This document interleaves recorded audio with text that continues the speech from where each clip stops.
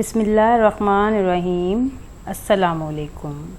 میں مس نازیہ مبشر ایک نئے عنوان کے ساتھ آئیے دیکھتے ہیں۔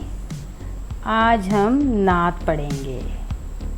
نعت اس نظم کو کہتے ہیں جو حضرت محمد صلی اللہ علیہ وآلہ وسلم کی شان میں لکھی گئی ہو، یعنی جس میں حضور صلی اللہ علیہ وسلم کی تعریف کی جائے، اس نظم کو نعت کہتے ہیں۔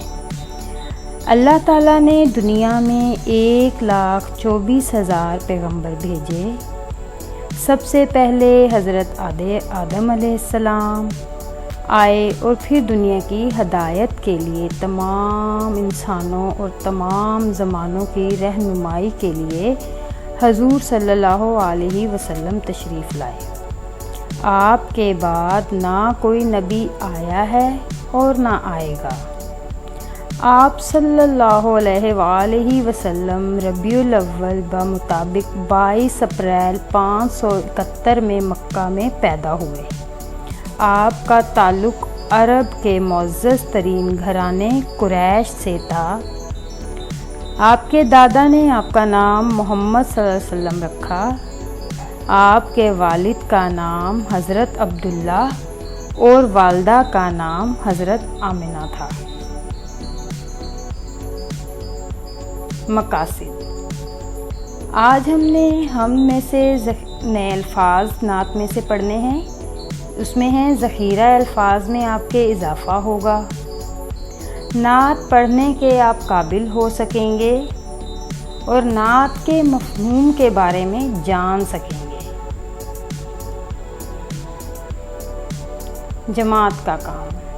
آج ہم جماعت میں نعت کے نئے الفاظ لکھنا اور پڑھنا سیکھیں گے۔ قرآن پاک اللہ تعالیٰ کی آخری کتاب ہے اور یہ حضرت محمد صلی اللہ علیہ وآلہ وسلم پر نازل ہوئی۔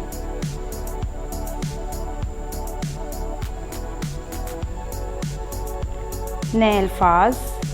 پسند، پسند، نبی،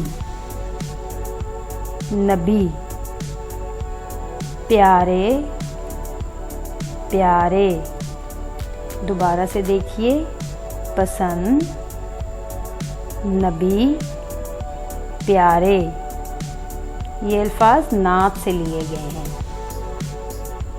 ہمارا،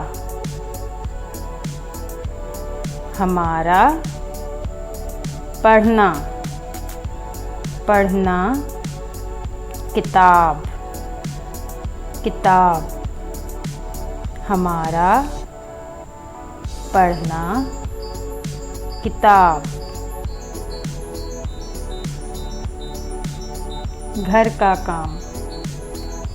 حمد کے نئے الفاظ جو میں نے آپ کو جماعت میں پڑھائے ہیں وہ آپ لکھیں گے اور پڑھیں گے۔ اس کے ساتھ ہی میں آپ سے اجازت چاہوں گی۔ اللہ حافظ۔